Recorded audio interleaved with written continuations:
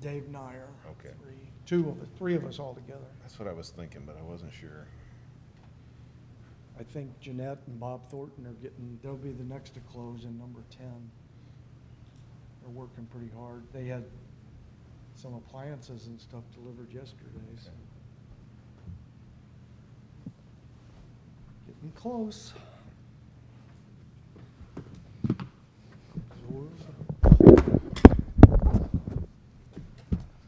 We expecting anybody else in the room today? Well, they were notified that they should look at that. That's right.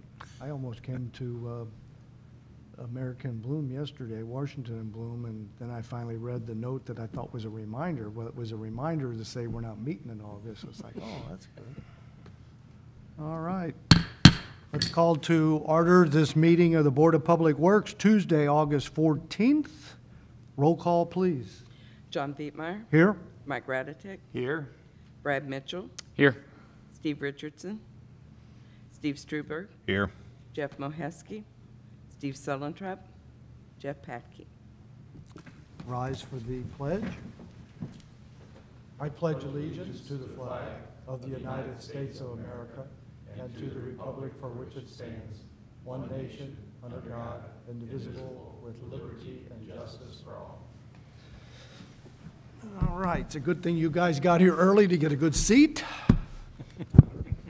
If we've all had a chance to look at the minutes, I'll entertain a motion to approve. So moved. Second. There is one thing that we need to change. Okay. It's in the water section, second line. It says on Oak Street, the water line is in and line is charged. Testing came back positive. That needs to be changed to negative. Yeah, it was a good result, so it's negative. Yes, yes, yes. Okay.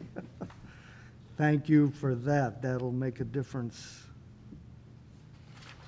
Okay, moved and second. All in favor? Aye. Opposed? Minutes approved. Thank you. We have no priority items, but we do have wastewater item and the MDNR visit from a month or 6 weeks ago. Can you tell us the results? Yeah, well, in the minutes, while I was gone, John reported that we had a backup at 15 Whispering Oaks. The property owner there called the Department of Natural Resources and stated that we had an overflow. We didn't have an overflow. It was a backup in the home. There's no evidence of an overflow. So they called DNR. So they came out and did an inspection. Myself and Kerry Duke went with the representative, Chris Mayer from the department. We walked through the scenario of what happened, everything, the backups, why they were created, what happened, and what caused them.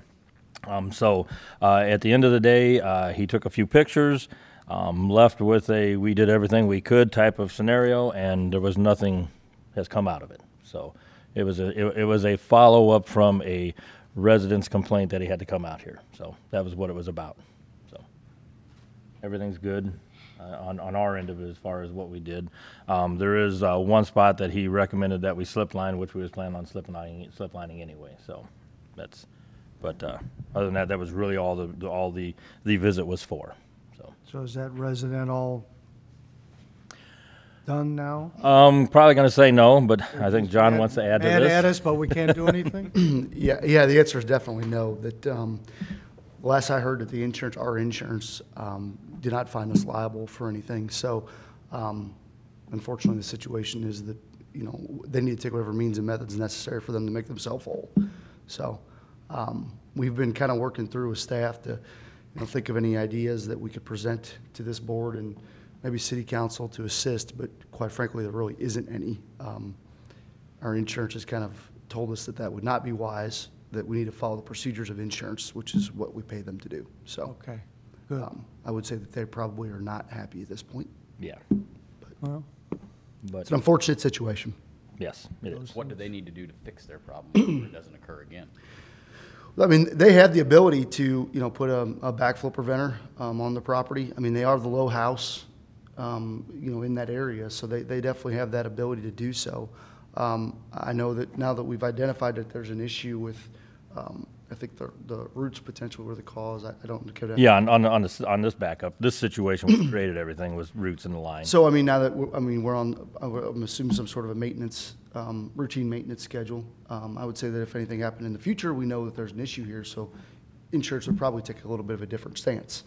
So I think Kevin hinted at slip lining a location, and then we need to just kind of get in there and maybe do some, that's a precast manhole, correct? Yes, yes. So, look at what we need to do to make sure these roots don't get in the line again. But to say that backups, we can never guarantee they won't happen. I mean, that's, I don't know if a shoe gets flushed down. I keep using that as a example, but I mean, we've seen some clean rock in sewer lines over the past month and a half too, that we have no idea where it would have came from. So, he's experienced, I believe, 3 backups in the past 10 years. 2 of them were a different cause. Actually, it's my time to plug something right now. One of our biggest problems we have in the sewer system, There you go. one of the biggest, and it's not only Washington, almost everywhere does, is hand wipes. The ones you buy at the store that you use and you wipe your hands in the bathroom. It appears that people are using them and flushing them down the toilet. Those don't break down. Even the ones that say that they will break down, they do not break down. So what happens is that gets into the system, and anywhere in our sewer system that we may have a joint that's a little offset, or a manhole that has a 45 or a 90-degree bend that may have some rough concrete, those catch on that. I don't know if you've ever used them. They catch on your fingernails when you use them, everything. They do the same thing in the sewer system. So what happens is that one rag catches, and that catches another rag, catches another rag, and the next thing you know, you've got a ball of rags there that we don't know about. Then you have a backup. It can happen anywhere in Washington. This just happens to be an unfortunate situation in Whispering Oaks, but it can happen anywhere. You get these backups. We clean them out, and we do the best we can. They get into our lift stations, they get into our pumps, they plug them up, we got to pull them, they get down to the treatment plant, they plug up our bar screen. So that is one of that's a bigger issue than roots in the system. Wow. Bigger issue than roots. And Something like baby wipes? baby wipes, the Clorox wipes that you get, that you pull out and use, if you use them, all of them, if they're flushed down into the system, are all potential and have been causing a lot of backups in the I would also- sewer system. Maybe and it's, who knows how many people would actually read it, but maybe at some point, once a year on the bill, just a general. Well, yeah, I'm working on trying to, Hey, yeah. That'd as be a a good reminder, idea. I'm sure, I wouldn't have known that. I Yeah. don't use them, but I wouldn't have not known that. I would also, we've noticed rubber gloves being an issue. Yeah. Downstream Yeah, of, that too. some, My God. like a senior center type situation, downstream of that. We've seen rubber gloves in the lines. And, I couldn't tell you if it was coming from the senior center or if a kid maybe was over at a house and found some, just threw them in a toilet. I can't find the source is what I'm trying to say. Right. But I mean, things like that, just essentially non-flushable items we're finding in the sewer lines. Rock was one, and these are catastrophic things that we would never know about. And that's how insurance makes the determination. Should we have known about this, or was it kind of a catastrophic unknown situation? And in the specific item of Whispering Oaks, that's what they decided upon. Yeah. And there was another backup, like I said, with rocks, stone, we would have never known about. And there's no, we backed up and went to see if there was a source upstream. I couldn't identify anything. So it could have been, So we don't know what the God source knows. of Whispering Oaks, have no idea what that source. in that situation. Well, in the situation here, it was roots in the line, which then, of Was course, caught a exasperated few by- of the wipes. But it was the roots that caused it. And as far as the insurance company, what my dealings with them, the first question they asked me is, "Did you know there was roots in the line?" Well, no, we didn't, because we can't get to every line and televise every line and see if there's a problem. So at that point is when they make their decision. What we do now, after this, what we're doing now is that line is now on what we call a monthly routine. We actually take our sewer jet out there, we go through, we put our chain cutter in, and we run it up and down to make sure there's no roots in that line until we slip line it. The other issue at this address was a manhole. Reason why I brought up the hand wipes, it was a manhole that has a 90-degree turn that has a rough spot in it, and that's where the first backup was. Wipes got hung up in there, caused the backup, and that house backed up. That is on a visual inspection every month. We physically go to that manhole every month, pop it. We have like 4 or 5 of them we do that with. They do a visual inspection on. just to make sure there's not going to be a problem there. That one, that's a whole different ballgame of trying to fix that problem. I think that's just going to always be a visual inspection to try and, unless we replace that manhole, which is in the backyard, and that's not on the list right now. So we'll keep doing a visual on that one. So that's how we address these issues when they come up. We put them on our routine list, which we go out and it's every month we're doing something on a routine list, or we do a visual on it. There was some discussion at the last council meeting, I believe. I think Councilwoman Waterman actually brought it up, that she was surprised that we don't inspect every manhole and every sewer line in the city every year. And I know this board can maybe understand kind of the undertaking that would be. And I mean, I told her, I said, if she wanted to go in that route, or if we were advised to go in that route, then I would be coming back saying we need additional manpower to do. We would need a two-man crew Keep in mind to do that. We do inspections on the ones that we have identified problems on, very frequently, monthly. Kevin just hit on it, monthly. But there's areas in town we don't have any problems with anything. Right. And it doesn't, to me, if you don't have it's hard to try to find a problem. It's like a needle in a haystack. You're trying to find something that doesn't exist. And you could do an inspection the day before and have an issue the next day. Right. Just Yeah. depending on what's get flushed down the line. Would it at least, 'cause I understand the manpower issue, and maybe this occurs, but say over, and I don't know what it would be, 2 years or 3 years, that reoccurring that every line gets inspected, but over a period of time to where it's always revolving, at least you've looked, just to avoid some of those problems that are going to occur. We never had a problem, but to head it off at some point.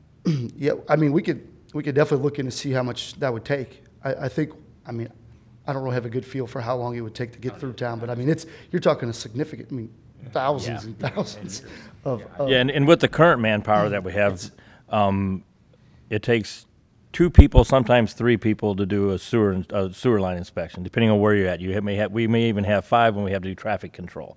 So what happens is we go out, and this would be if we try to even do that, the 2 guys that would be doing it, because we have the lack of manpower even on the water side, they get pulled off sometimes to even help the water guys. So to have a dedicated crew to do that, with the way things are now and as tight as we try to run things, I honestly don't think we could get it done. Are there outside companies that do that?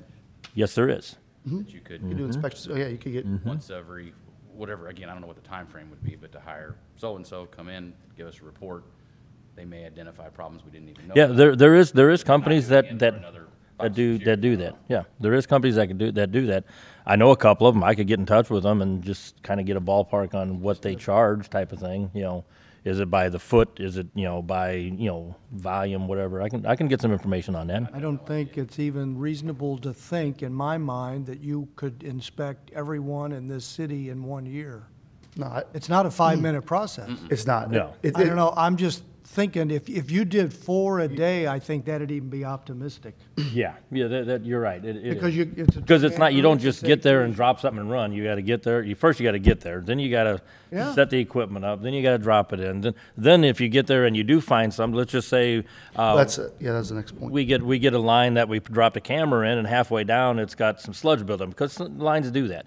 Well, the tractor stops going, so then you got to pull the tractor out. Then you got to have the jet there. Then you got to clean the line. Then you got to go back, put the camera back, and then you go. You could at some days only get 2 manholes done. That's right. So that's why we respond as fast as we can, and we do. As fast as we get a call, we get there and we find out what's going on. Either we drop the camera in.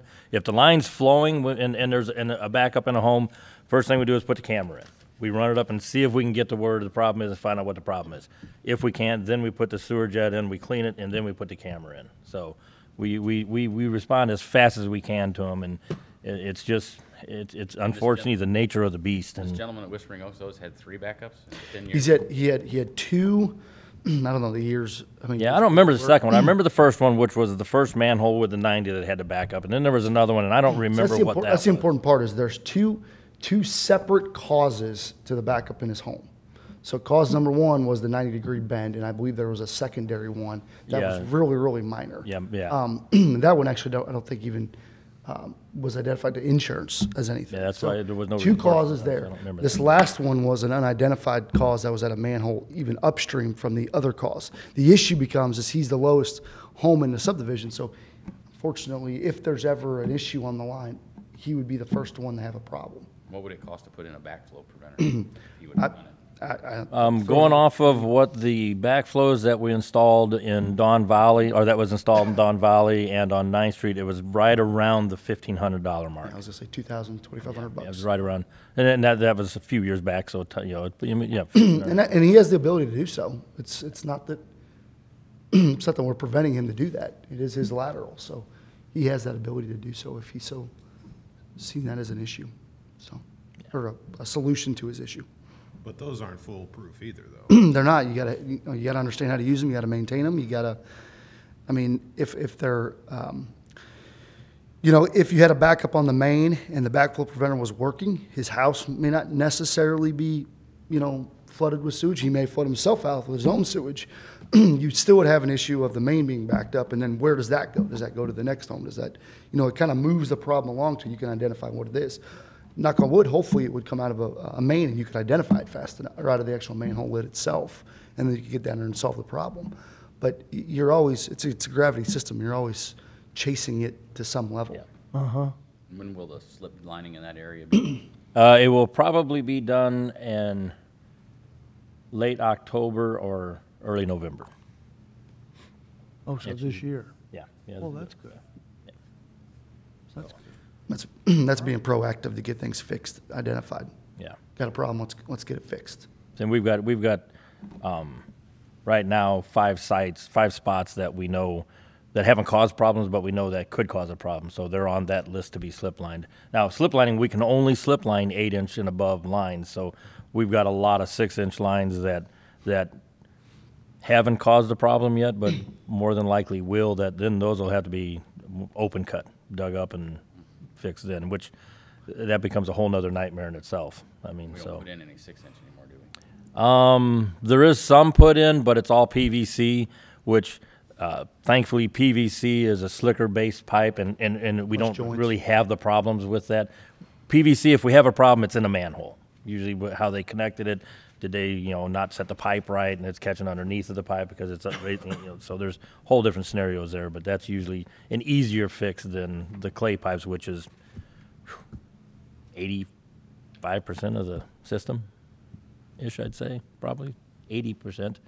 Everything all the way up until 80s, early 80s was Clay. clay, so. But not all 6-inch, was it?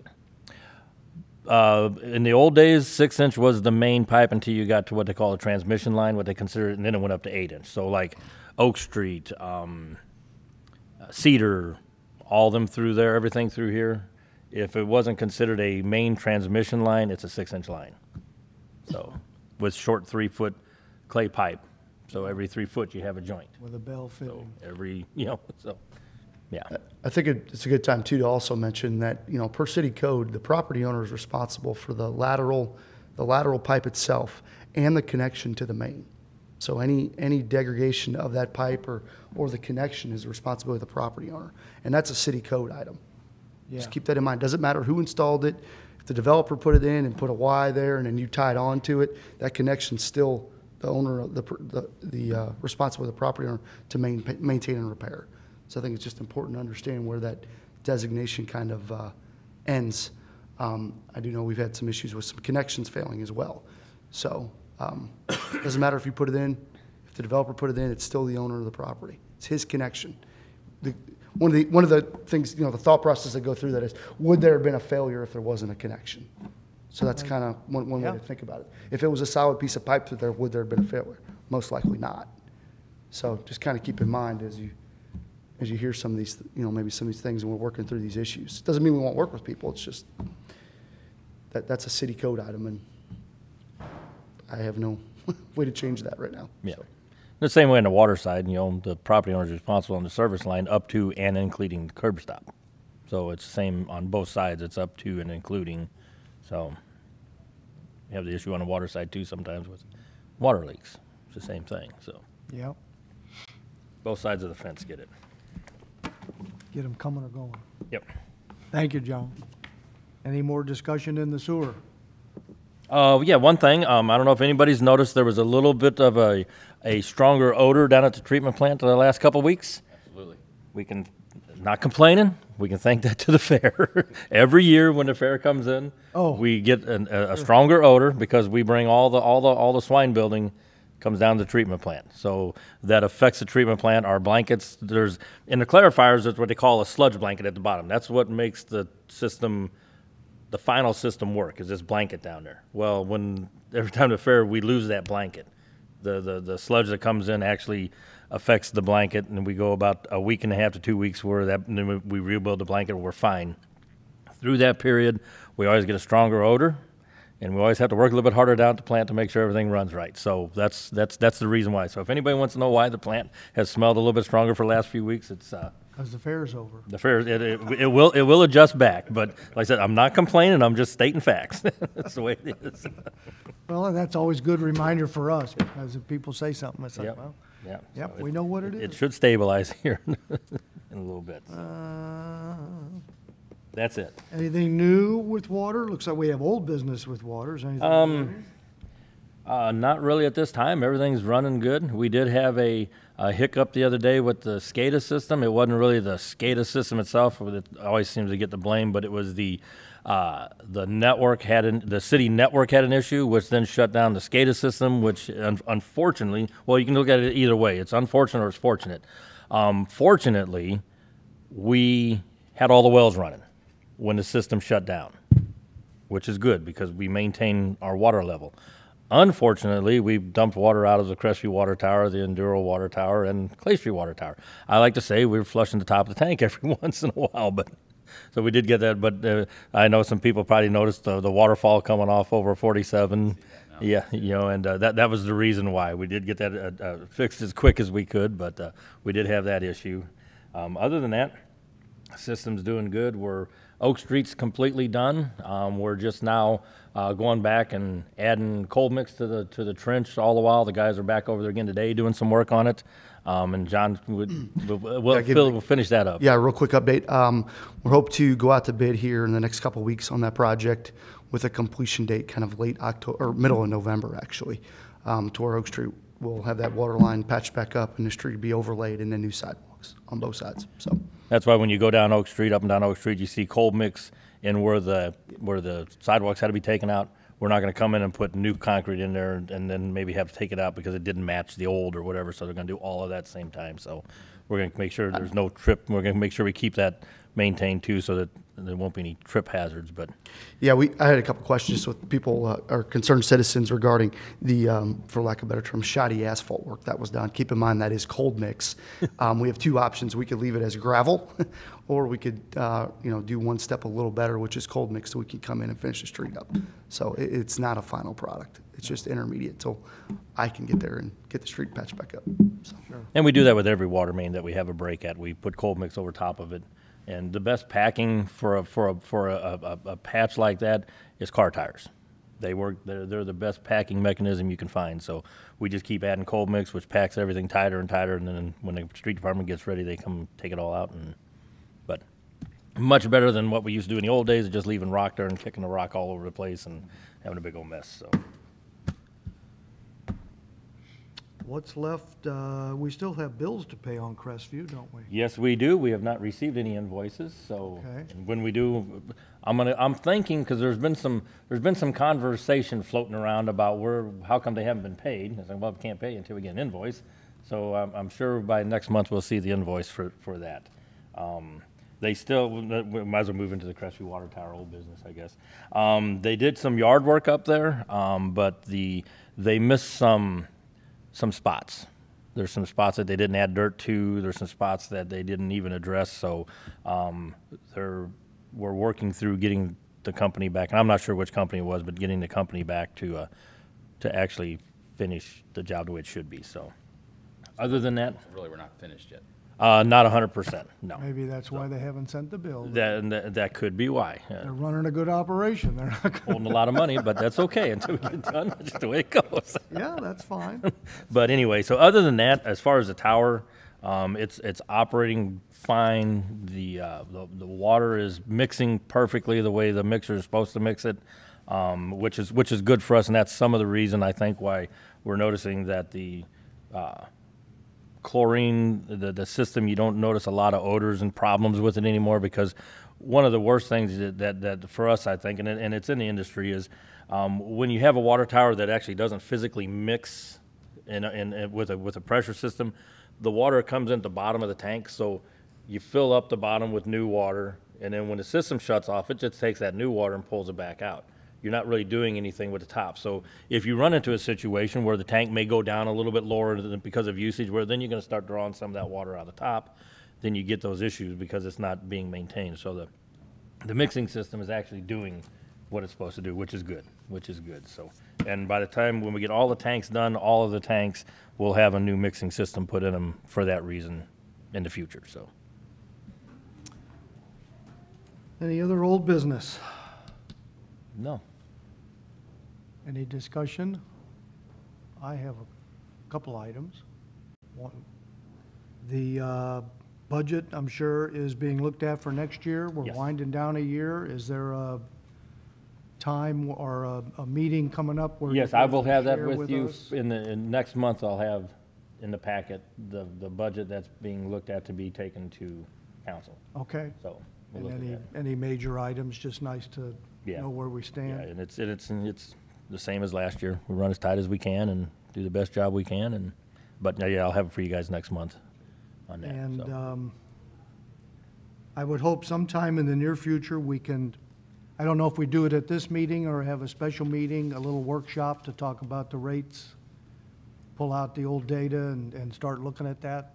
I know it's not a critical item, but then again, those are the kind of items that become critical 3 years from now when we say, oh, we should have worked on that. We do need to address it, so. So anyway, I guess I leave that to the administration, but it has come up from time to time, and if nothing else, it might be a good idea for us to review where we are, where we have been, Right. and so on. Yeah, and I know the past couple of months I've been just reporting that, wintertime Right. would be the time to get into that. So I'd say end of the year, I mean, I wouldn't anticipate anything coming for December, Yeah. December, January, February type Sure. situations where kind of where it would be. Right now, we're just trying to finish everything up construction-wise this year, so Yeah. it's really taking a lot of the time. Perfect. And I think we need to do a workshop. Oh, for sure, yeah. It needs to be Kind of like we've done on some other things. Yeah, that's Do a- what- probably a yeah, bring lunch multiple in, meeting, do a workshop. type. Couple times sit in down, advance. Yeah. When was our last rate increase on the water and sewer? side? 2010 for the water and 2000, and I do believe 13 for the sewer. I think was the final increase. We did a step increase because of the bond issue. I think that was 13. Yeah, and I think one of the big things to think about maybe is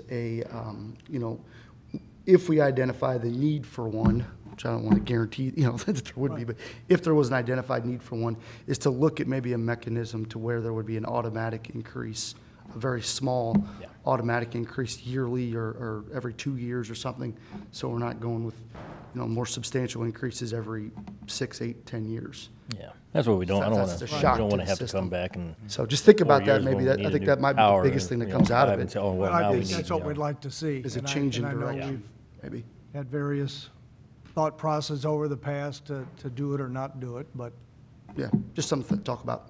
yeah, good, thanks. No other discussion? Next meeting scheduled for Tuesday, September 11th. A motion to adjourn? So moved. Second. Moved and seconded. All in favor? Aye. Meeting adjourned. Thank you. Thank you all. Good meeting. I don't know. I don't think we've made it past 30 minutes since Kurt left. We tried. We worked hard at it. Start starting these meetings later. When you were gone last month, it was like